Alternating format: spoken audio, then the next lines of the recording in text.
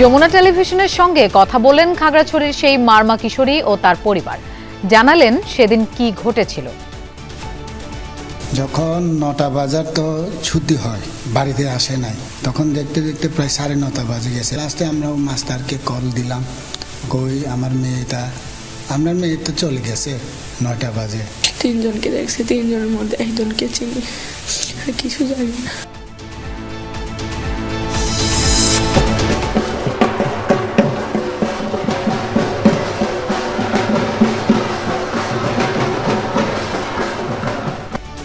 শারদীয় দুর্গাপূজার মহানবমীতে মহাস্নান ও ষোড়শ উপাচারে পূজা।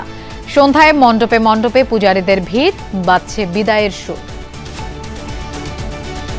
মানুষের সঙ্গে যেন সকলে মিলে মিশে এখানে শান্তিতে থাকতে পারেন। মন খারাপ লাগছে, অলরেডি শুরু হয়ে গেছে, কারণ হচ্ছে যে আজকে দিনই ইফেক্টিভলি পূজার শেষ দিন। পিআর পদ্ধতিতে নির্বাচন চায় না জনগণ, বললেন মির্জা ফখরুল। ঐকমত্য কমিশনের পক্ষে মত দিয়েছে অধিকাংশ দল, দাবি তাহেরের। আমরা পিআর পদ্ধতিতে যাব না, দেশের মানুষ এটা নেবেও না, তার মেনেও নেবে না, বোঝেই না ঠিক মতো। ঐকমত্য কমিশনে 31টা দল আমরা ছিলাম, এর ভিতরে 25টা দল পিআরের পক্ষে। আওয়ামী লীগের উপর থেকে নিষেধাজ্ঞা প্রত্যাহারের সম্ভাবনা দেখেন না আইন উপদেষ্টা। ভোট বানচালের চেষ্টা হলে প্রতিরোধ করা হবে, জানালেন অ্যাটর্নি জেনারেল। তামিম সহ নির্বাচন থেকে সরে দাঁড়ালেন 16 প্রার্থী। বিসিবির ভোট ইতিহাসের কালো অধ্যায়, দাবি সাবেক অধিনায়কের। তারা যদি এভাবে করে ইলেকশন করতে চান করতে পারেন, জিততেও পারেন, বাট আজকে ক্রিকেট 100% হেরে গেছে, এটা নিয়ে কোনো সন্দেহ নাই। এছাড়াও রাতের বাংলাদেশে আরো থাকছে।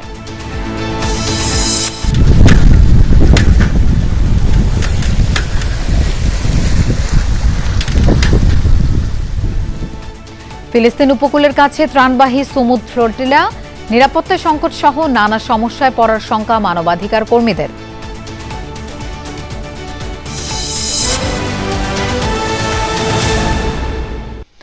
খাগড়াছড়িতে যে মারমা কিশোরী ধর্ষণ ইস্যুকে কেন্দ্র করে 3 জনের প্রাণ গেল, উত্তপ্ত জনপদে পরিণত হলো পুরো জেলা। সেই ভিকটিম কিংবা তার পরিবার মামলা করা ছাড়া প্রকাশ্যে কথাই বলেনি। ঘটনার সপ্তাহখানেক পর প্রথমবার মুখোমুখি হয়েছেন যমুনা টেলিভিশনের সামনে। কি বলেছেন তারা, কিভাবে ঘটনা ঘটেছে, সবকিছু নিয়ে কথা বলেছেন সহকর্মী রিয়াজ রায়হানের সাথে। ছবি তুলেছেন জিহাদ ইসলাম। ভুক্তভোগীর বাড়ি থেকে ঘটনাস্থল 100 মিটারের মধ্যে। বাসায় পাওয়া যায় তার বাবাকে, যিনি মামলার বাদী। জানান তিনি সহ আরো কয়েকজন ঠিক বাড়ির সামনের চায়ের দোকানে ছিলেন তখন। সব সময় আমার মেয়েটা প্রাইভেট পড়ে ওখানে, আমরা সব সময় দোকানের সামনে দোকানে অপেক্ষা করে থাকতাম। 9টা পার হয়ে গেছে, আসে নাই। কোচিং শিক্ষকের কাছে জানতে চাই ঠিক কখন বাড়ি ফেরার উদ্দেশ্যে বেরিয়েছিল কিশোরীটি। 6টা থেকে 9টা পর্যন্ত পড়ে, পড়ার পর হচ্ছে 9টার দিকে বাইরে হয়ে গেছে, এটুকু। তারপর হচ্ছে আমি কিছু জানি না। ভিকটিম যেটি বলেছে, মূলত প্রাইভেট পড়ে বের হওয়ার পর এই যে জায়গাটি রয়েছে, সেখান থেকে তাকে পেছন থেকে একটি ইট মারা হয়। ইট মারার পর তিনি যখন পেছনে ফিরে তাকান, তখনই তাকে মুখ চেপে অজ্ঞান করে নিয়ে যাওয়া হয়। পিছন থেকে ইট মারছে, আমি এরকম ফিরে দেখছি, তারপর আমাকে মুখ চেপে নিয়ে গেছে, আর কিছু জানি না।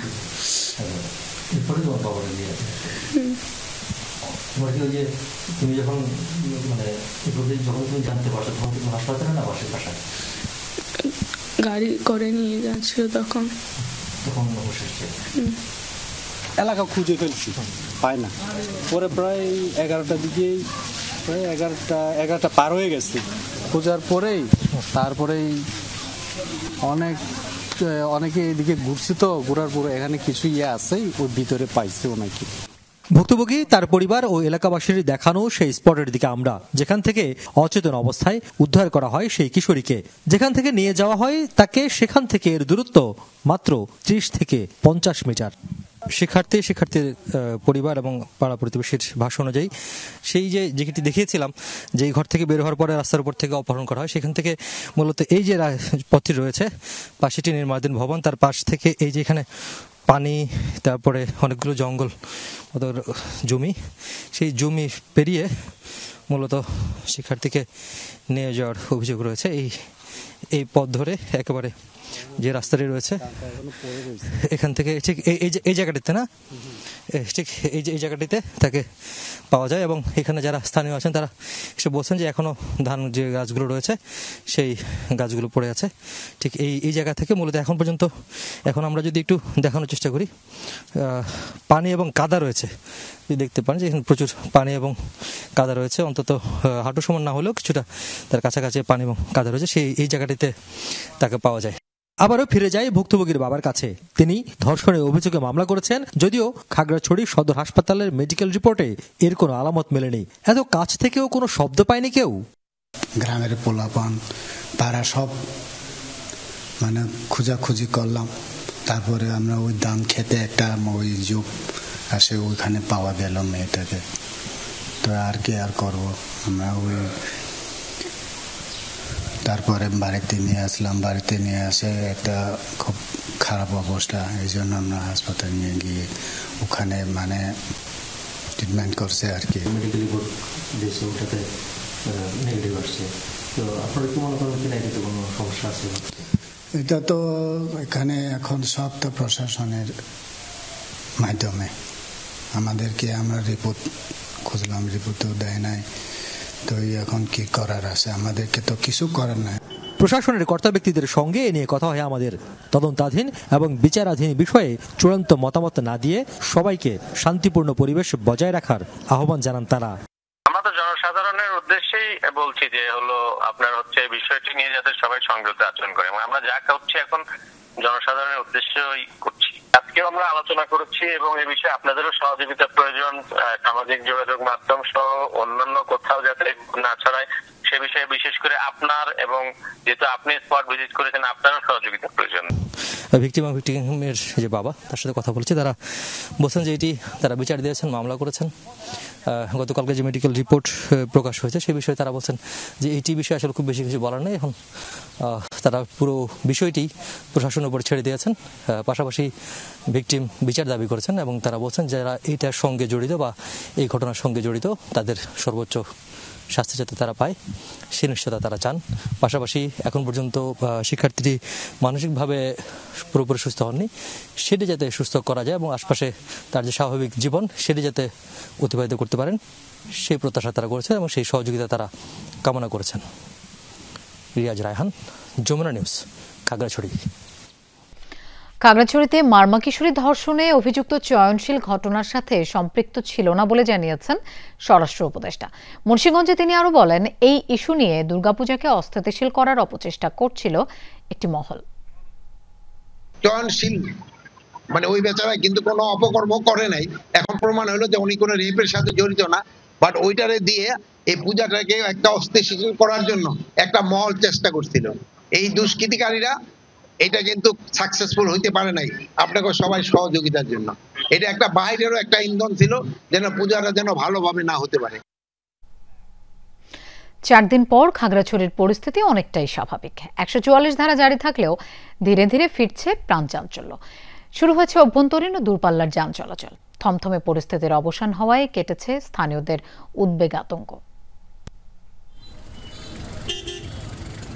4 দিন পর কিছুটা পাল্টেছে খাগড়াছড়ির চিত্র। সড়কে বেড়েছে সাধারণ মানুষের চলাচল। খাগড়াছড়ি থেকে বিভিন্ন রুটে ছেড়ে যাচ্ছে দূরপাল্লার যানবাহন। অভ্যন্তরীণ রুটে চলাচল অনেকটা স্বাভাবিক। আমাদের সকাল থেকে চট্টগ্রাম উদ্দেশ্যে গাড়ি যাচ্ছে, কোনো সমস্যা হচ্ছে না। অবরোধ খুলে দেওয়াতে সবার মনে স্বস্তি ফিরে আসছে। প্রাণের প্রিয় শহর খাগড়াছড়ি অনেকটাই স্বাভাবিক দেখা যাচ্ছে। খুলেছে হাটবাজার ও দোকানপাট। অবরোধ স্থগিত করায় সাধারণ মানুষের উদ্বেগ আতঙ্ক কিছুটা কমেছে। আজকে সকালে দোকান খুলেছি, সবার সাথে দেখা হচ্ছে, কথা হচ্ছে। 4-5 দিন দোকান বন্ধ ছিল, দিনগুলো খারাপ গিয়েছিল। কাস্টমার মোটামুটি আছে, কিন্তু অন্যবারের তুলনায় এবার একটু কম। তবে খাগড়াছড়ি সদর পৌরসভা ও গুইমারা উপজেলায় বহাল আছে 144 ধারা। পরিস্থিতি আরও উন্নতি হলে তুলে নেওয়া হবে বলে জানিয়েছে জেলা প্রশাসন। জেলা জুড়ে সেনাবাহিনী, বিজিবি ও পুলিশের কয়েক স্তরের নিরাপত্তার পাশাপাশি চেকপোস্টে চলছে তল্লাশি। সহিংসতা, হামলা, ভাঙচুরের ঘটনায় চলছে মামলার প্রস্তুতি।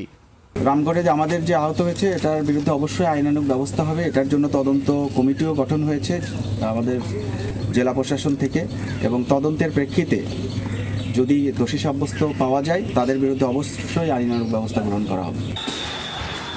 মারমা কিশোরীকে ধর্ষণের অভিযোগ ওঠার পর ২৭ সেপ্টেম্বর থেকে খাগড়াছড়িতে অবরোধের ডাক দেয় জুম্মু ছাত্র জনতা নামে একটি সংগঠন। প্রশাসনের আশ্বাসে ৩০ সেপ্টেম্বর রাতে স্থগিতের ঘোষণা দেয়।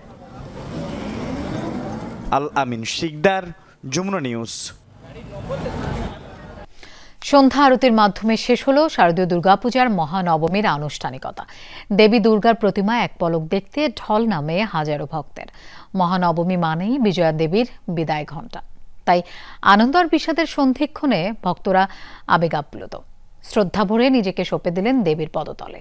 উলুধ্বনি, ঢাকের বাদ্য আর ধূপের ধোঁয়ায় আচ্ছন্ন সন্ধ্যা আরতিতে অংশ নেন ভক্তরা।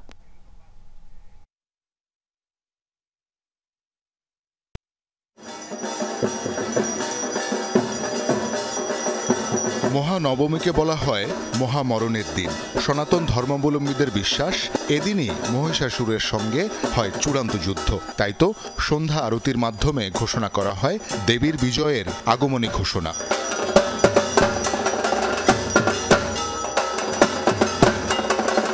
নবমীর সন্ধ্যায় দেবী দুর্গার মধ্যে চণ্ডী, কালী, চামুণ্ডা রূপের পূর্ণ শক্তি আরাধনা করা হয়। সন্ধ্যা আরতিতে শঙ্খধ্বনি, ঢাক, কাঁসর, ধনুচি নৃত্যের মাধ্যমে দেবী শক্তির উদ্ভাস প্রকাশ পায়। এই আরতির মাধ্যমে ভক্তরা দেবীর কাছে প্রার্থনা করেন অশুভ শক্তির বিনাশ আর শুভ শক্তির বিজয়ের।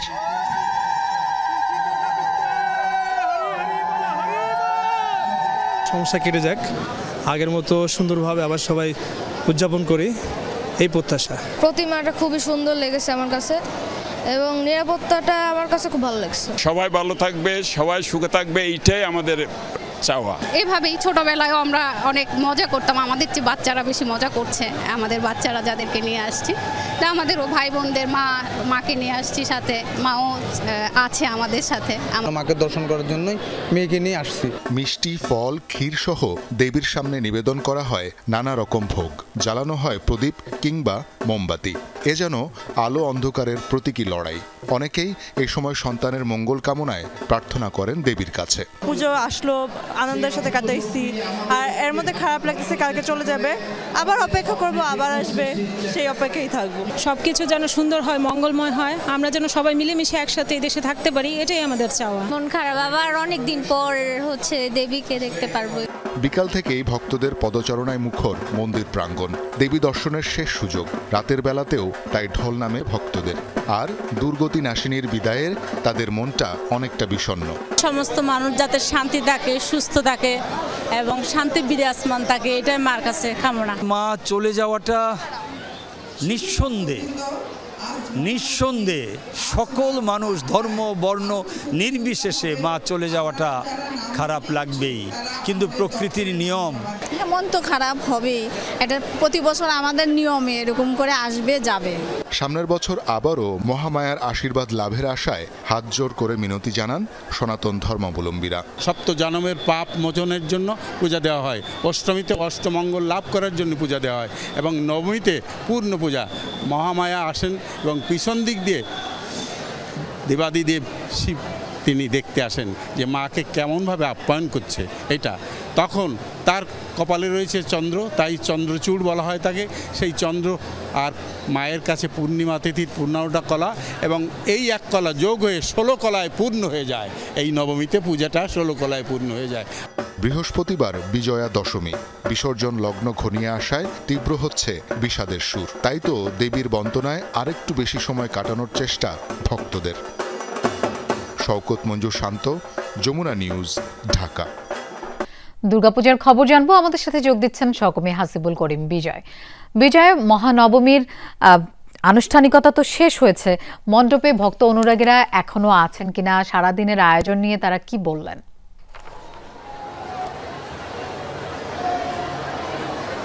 লোপা, মহারতির পরেও কিন্তু নবমীর আনুষ্ঠানিকতা শেষ হওয়ার পরেও কিন্তু ভক্ত অনুরাগের কোনো কমতি নেই বললেই চলে। আমি কিন্তু দুপুর থেকে এখানে অবস্থান করছি।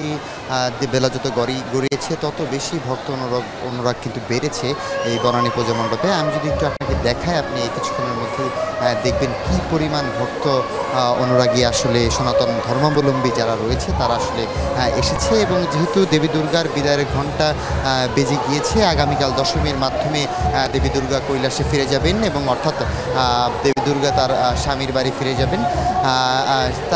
এই জন্যই কিন্তু যে তারা ভক্ত অনুরাগী রয়েছে তারা কিন্তু সবাই আসলে মা দুর্গার একবার দর্শন পেতে কিন্তু তারা এসেছেন এবং তারা আসছেন, তারা প্রার্থনা করছেন, তারা ভক্তি জানাচ্ছেন মার প্রতি। এবং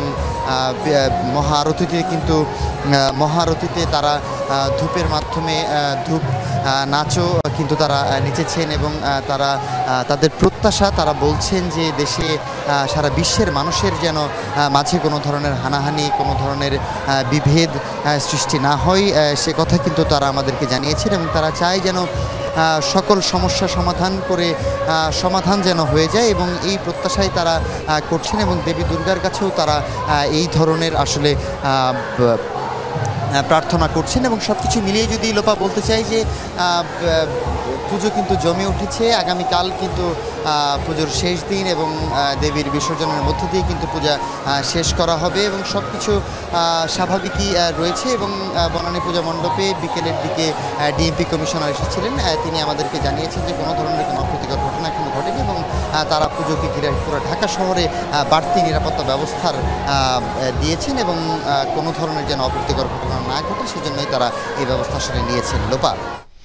বিজয়, আপনাকে ধন্যবাদ আমাদের সাথে যোগ দেওয়ার জন্য। পার্শ্ববর্তী দেশের সহায়তায় সন্ত্রাসীরা চেষ্টা করেছে যেন দুর্গাপূজা আর বিজু উৎসব ভালোভাবে না হতে পারে, এমনটা জানিয়েছেন স্বরাষ্ট্র উপদেষ্টা জাহাঙ্গীর আলম চৌধুরী। সন্ধ্যায় মুন্সিগঞ্জে পূজা মণ্ডপ পরিদর্শনকালে একথা বলেন তিনি। সবকিছু খুব শান্তিপূর্ণভাবে হচ্ছে, এই জন্য আমি প্রশাসনের, আইন শৃঙ্খলা বাহিনী এবং এলাকাবাসী সবাই আমি ধন্যবাদ দিই। স্পেশাল বেশি ধন্যবাদ জানাচ্ছি পূজা কমিটির সদস্যদের এবং ভক্তবৃন্দদের।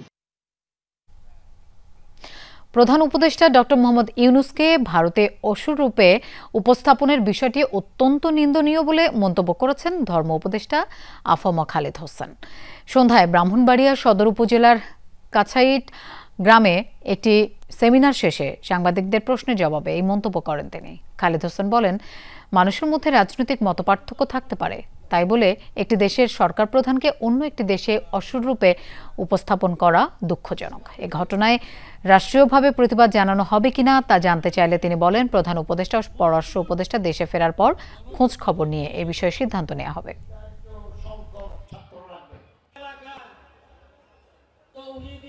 একটা দেশের সরকার প্রধানকে আরেকটা দেশে অসুর বানিয়ে উপস্থাপন করাটা এটা খুব অসম্মানজনক। আমরা এটাকে নিন্দা জানাই। রাতের বাংলাদেশে এবার একটা বিরতি নিচ্ছি, ফিরে এসে থাকছে।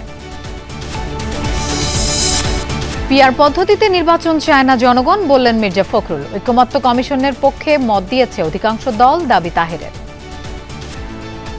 আমরা পিআর পদ্ধতিতে যাব না, এই দেশের মানুষ এটা নেবেও না, তার মেনেও নেবে না, বোঝেই না ঠিক মতো। ঐকমত্য কমিশনে ৩১টা দল আমরা ছিলাম, এর ভিতরে ২৫টা দল পিআর এর পক্ষে।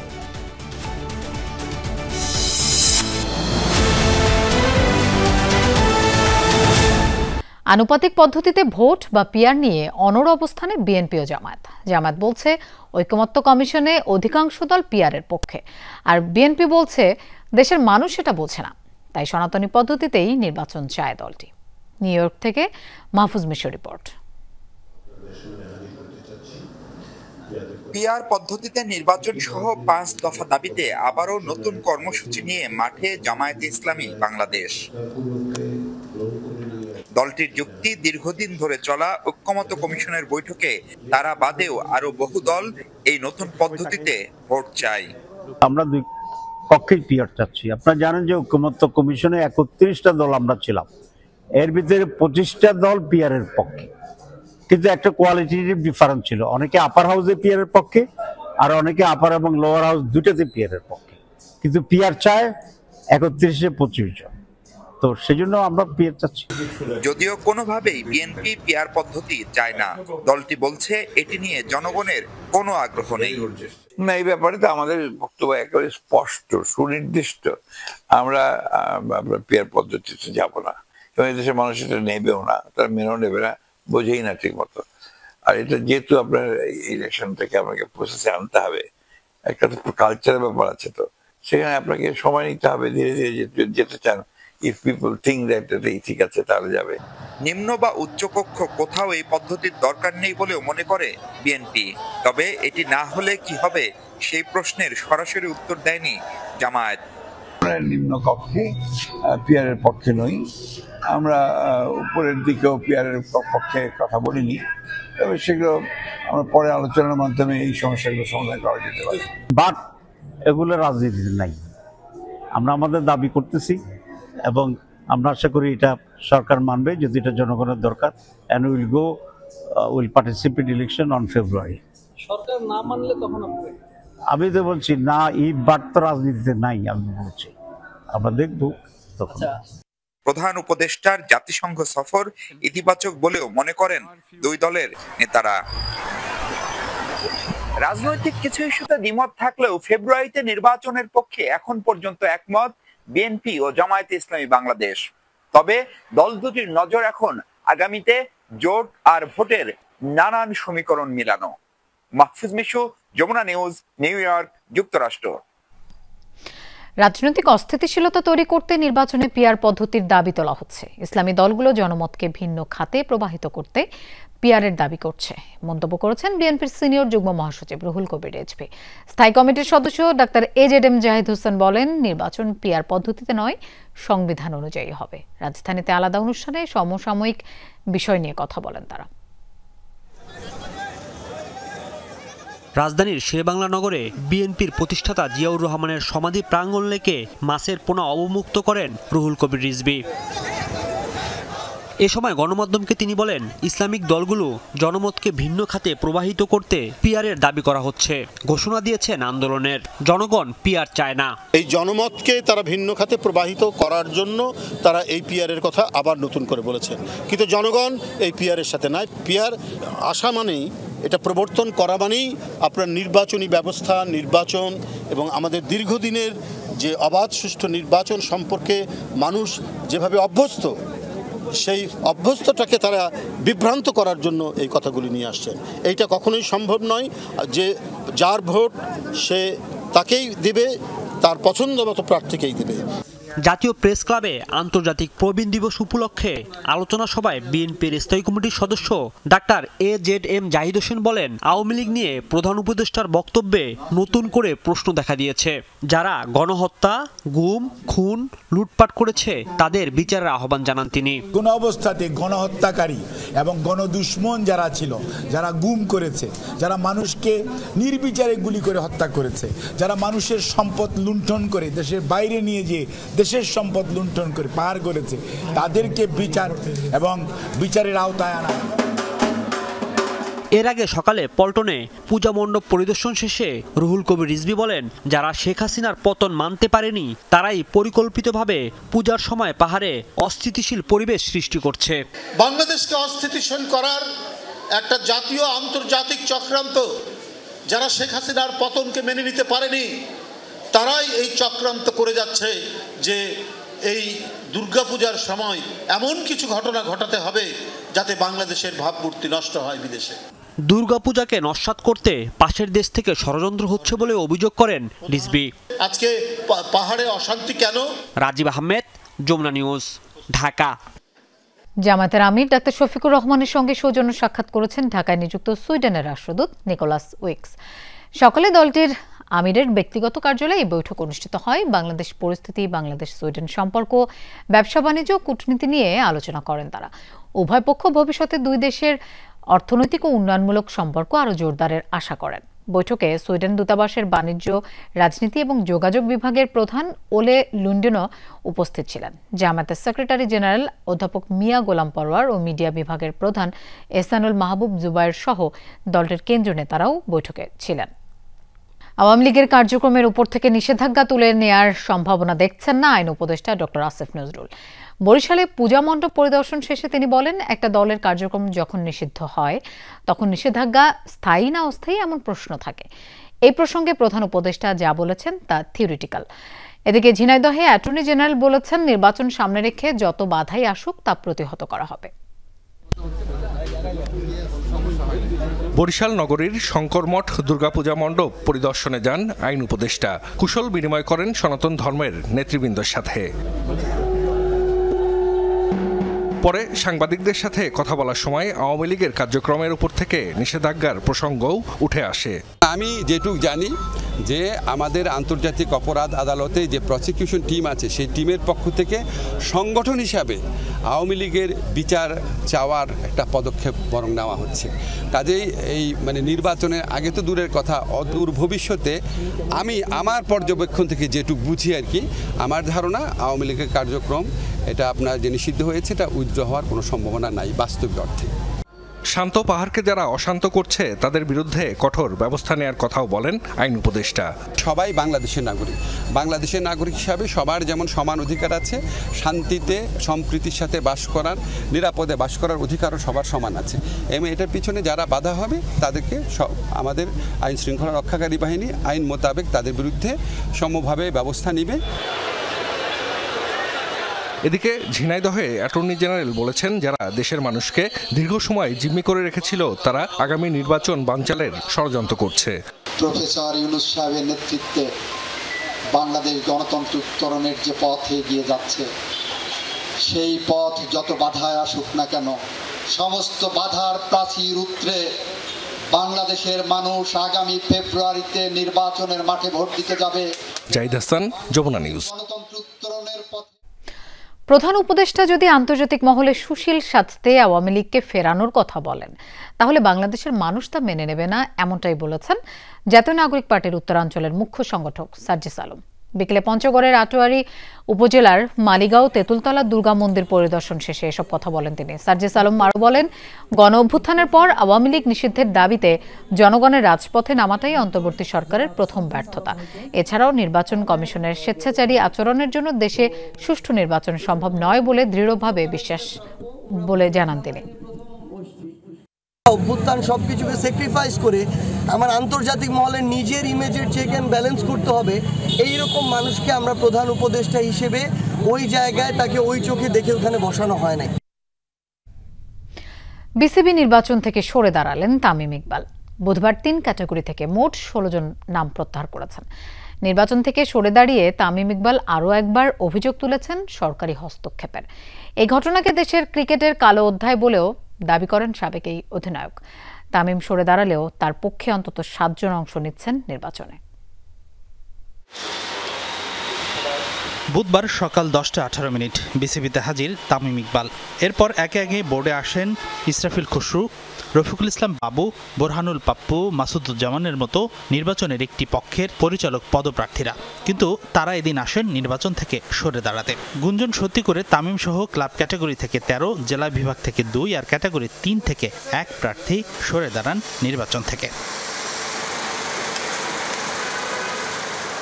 ক্যাটাগরি 2 থেকে নাম প্রত্যাহার করা ব্যক্তিরা হলেন তামিম ইকবাল, রফিকুল ইসলাম বাবু, ফাহিম সিনহা, মাসুদুজ্জামান, সাইদ ইব্রাহিম আহমেদ, সৈয়দ বুরহান হোসেন পাপ্পু, ইসরাফিল খসরু, সাব্বির আহমেদ রুবেল, আসিফ রব্বানী, ইয়াসির আব্বাস, সাইফুল ইসলাম সপু ও ওমর শরীফ মাহমদ ইমরান।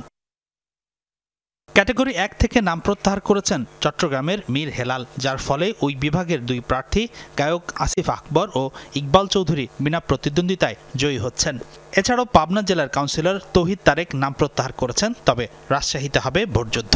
এছাড়াও সি ক্যাটাগরি থেকে নাম প্রত্যাহার করেছেন সিরাজউদ্দিন মোহাম্মদ আলমগীর। এখন প্রশ্ন হলো, কেন তামিম সহ বাকিরা নাম প্রত্যাহার করলেন? ক্যাটাগরি 2 এর 12 পরিচালক কোটার জন্য সরকার তার সমর্থিত প্যানেলের পক্ষের জন্য চেয়েছিলেন 3 জন পরিচালক, কিন্তু শেষ মুহূর্তে এসে তামিমরা 12টি পদ দাবি করলে বাধে বিপত্তি। হাইকোর্টে হয় রিট, আবারও আলোচিত 15 ক্লাবের কাউন্সিলরশিপ কেড়ে নেবার রায় দেয় আদালত। শেষ পর্যন্ত সরকারি হস্তক্ষেপের অভিযোগ তুলে সরে দাঁড়ায় তামিমের প্যানেল। তারা যদি এভাবে করে ইলেকশন করতে চান করতে পারেন, জিততেও পারেন, বাট আজকে ক্রিকেট 100% হেরে গেছে, এটা নিয়ে কোনো সন্দেহ নাই। আপনারা বলেন বড় গলায় যে বাংলাদেশে ফিক্সিং বন্ধ করা লাগবে, আগে ইলেকশনের ফিক্সিং বন্ধ করেন, পরে ক্রিকেটের ফিক্সিং বন্ধ করার চিন্তাটা করি। এখানে আরও অনেকেই আজকে উইথড্র করতেন, তাদেরকে বিভিন্নভাবে বিভিন্ন ওয়েতে বোঝানো হয়েছে বা চাপ সৃষ্টি করা হয়েছে, তাদেরকে করে সামাও থামানো হয়েছে। নির্বাচনকে প্রভাবিত করার চেষ্টা করা হয়েছে। আপনি জেলা লেভেল বিভাগে বলেন, এখন ক্লাব লেভেলে বলেন, কোনোটা ক্লাবকে একবার বাতিল করা হচ্ছে, আবার পরের মুহূর্তে এটাকে বৈধ করা হচ্ছে। সো এখানে দেখা যাচ্ছে যে এটা নগ্ন হস্তক্ষেপ আছে। হ্যাঁ, এবং এখানে বেসিক্যালি ইলেকশনের কোনো পরিবেশ আমি দেখছি না। মনোনয়নপত্র প্রত্যাহারের সময়সীমা পার হয়ে যাওয়ার প্রায় 3.5 ঘন্টা পর বিসিবি আনুষ্ঠানিকভাবে প্রকাশ করে তালিকা। নির্বাচন কমিশন বলে গ্রহণ করা হয়েছে নাম প্রত্যাহারের সবকটি আবেদন। 16টায় আবেদন জমা পড়েছে প্রত্যাহারের জন্য, আর 16টায় আমরা নিয়েছি এবং 16টাকে বাদ দিয়ে আপনারা জানেন যে আমাদের টোটাল প্রার্থী ছিল 50 জন, 50 থেকে 16টা বাদ দিলে এখন আমাদের 34টা। তবে তামিম ইকবালের কোরামের হলেও নির্বাচন থেকে সরে যাননি জামালপুর থেকে কাউন্সিলর হওয়া আব্দুল্লাহ আল ফুয়াদ রেদওয়ান। তাই তো ঢাকার 2 পরিচালক কোটায় আমিনুল ইসলাম বুলবুল ও নাজমুল আবেদিন ফাহিমের সাথে ভোটযুদ্ধে নামছেন বিসিবির সাবেক পরিচালক ফুয়াদ। অনেক আশা প্রত্যাশার এবারের বিসিবির নির্বাচনে নানা নাটকীয়তার পর ভোটযুদ্ধ থেকে সরে দাঁড়ালো তামিম ইকবালের একটি পক্ষ। এখন ফাঁকা মাঠেই গোল দিয়ে হবে বিসিবির নির্বাচনের ক্ষমতার পালাবদল। তবে 5 আগস্ট পরবর্তী সময়ে এমন নির্বাচনে কি প্রত্যাশা করেছিল দেশের ক্রিকেট প্রেমীরা, সেই প্রশ্ন কিন্তু থাকছেই। হাসিনুর রহমান, যমুনা স্পোর্টস, মিরপুর, ঢাকা। রাতের বাংলাদেশে আবারও একটা বিরতি নিচ্ছি, আর ফিরে এসে থাকছে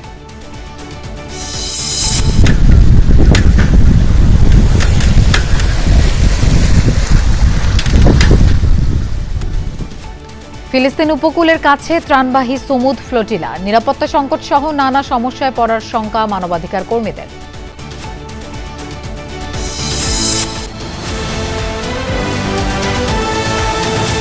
গাজা থেকে মাত্র 118 নটিক্যাল মাইল দূরে অবস্থান করছে ত্রাণবাহী আন্তর্জাতিক নৌবহর। সব বাধা উপেক্ষা করে ইসরায়েলের নৌ অবরোধ ভাঙতে অবিচল গ্লোবাল সুমুদ ফ্লোটিলার মানবাধিকার কর্মীরা। বাংলাদেশের আলোকচিত্রী শহীদুল আলম সহ 47টি নৌযানে 44 দেশের মানবাধিকার কর্মী রয়েছে বহরে। তাদের অভিযোগ, যাত্রা থামাতে নানা প্রতিবন্ধকতা সৃষ্টি করছে ইসরায়েল। এদিকে ইসরায়েলের এসব তৎপরতা বন্ধের দাবি জানিয়েছে জাতিসংঘ সহ বিভিন্ন মানবাধিকার সংস্থা। ফিলিস্তিনিদের ওপর লাগাতার বর্বরতার পরও যখন বিশ্বের বেশিরভাগ দেশের নীরব ভূমিকায় উঠেছে সমালোচনার ঝড়, তখন সাহসী পদক্ষেপ মানবাধিকার কর্মীদের। গাজার উদ্দেশ্যে এগিয়ে চলছে তাদের ত্রাণবাহী নৌবহর। সব প্রতিকূলতা পেরিয়ে গ্লোবাল সুমুদ ফ্লোটিলা এখন গাজা উপত্যকার দ্বার প্রান্তে। নিজেদের অফিসিয়াল টুইটারে তারা জানিয়েছে তাদের থামাতে নানা তৎপরতা চালাচ্ছে ইসরায়েল। মানবাধিকার কর্মীদের অভিযোগ, যুদ্ধজাহাজ দিয়ে তাদের ভয় ভীতি দেখানোর পাশাপাশি ব্যাহত করা হচ্ছে নৌযানগুলোর যোগাযোগ ব্যবস্থাও। এর আগে ড্রোন হামলা চালানোর অভিযোগও তোলা হয়েছে। আমরা জানি সামনে আমাদের নানা ধরনের হুমকি ও ভয়ভীতি মোকাবেলা করতে হবে। আমরা এই বাধাগুলোকে চ্যালেঞ্জ করে ইসরায়েলি অবরোধ ভেঙে ফিলিস্তিনি জনগণের সাথে সংহতি প্রকাশ করতে এসেছি। আমাদের যে ঝুঁকি মোকাবেলা করতে হবে তা ফিলিস্তিনি জনগণ এখন যা ভোগ করছে তার তুলনায় কিছুই নয়। ইসরায়েলি বিভিন্ন গণমাধ্যমের দাবি, গ্লোবাল ফ্লোটিলাকে থামাতে রীতিমতো রণপ্রস্তুতি নিয়েছে ইসরায়েল। ত্রাণবাহী জাহাজগুলোকে আটকানোর জন্য আশদোদ বন্দরে 5 শতাধিক পুলিশ মোতায়েনের সিদ্ধান্ত নিয়েছে তেল আবিব।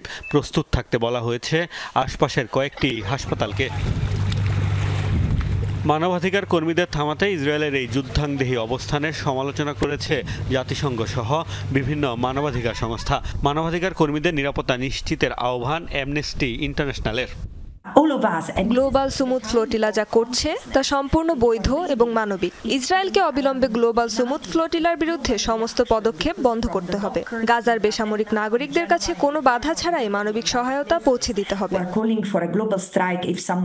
সুইডেনের আলোচিত পরিবেশ কর্মী গ্রেটা থুনবার্গ, বাংলাদেশের আলোকচিত্রী শহীদুল আলম সহ 47টি নৌযানে 44 দেশের 5 শতাধিক মানবাধিকার কর্মী রয়েছে বহরে। এর আগে গত জুনে মানবাধিকার কর্মীদের ত্রাণবাহী ম্যাডলিন নৌবহরকে আটকে দিয়েছিল ইসরায়েল। সে সময় গাজা থেকে 110 নটিক্যাল মাইল দূরেই থেমেছিল ম্যাডলিনের যাত্রা। মোস্তফা মাহমুদ, যমুনা নিউজ। দর্শক, এই ছিল রাতের বাংলাদেশের আয়োজনে। এতক্ষণ সাথে থাকার জন্য ধন্যবাদ সবাইকে। শুভরাত্রি।